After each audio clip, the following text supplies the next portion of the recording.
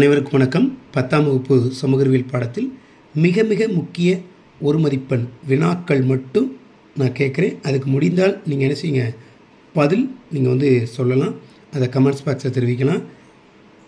So first கேள்வி, ஏகாதிபத்தியம் முதலாளித்துவத்தின் உச்சக்கட்டம் என கூறியவர் யார்? இரண்டாவது கேள்வி, டேஸ் மக்களின் வாழ்க்கை தரத்தை நிர்ணயிக்கும் ஒரு கருவியாகும்.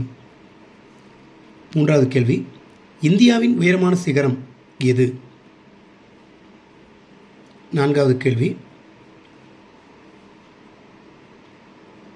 முதல் உலகப் போரின் போது வல்லரசாக எழுச்சி பெற்ற நாடு எது?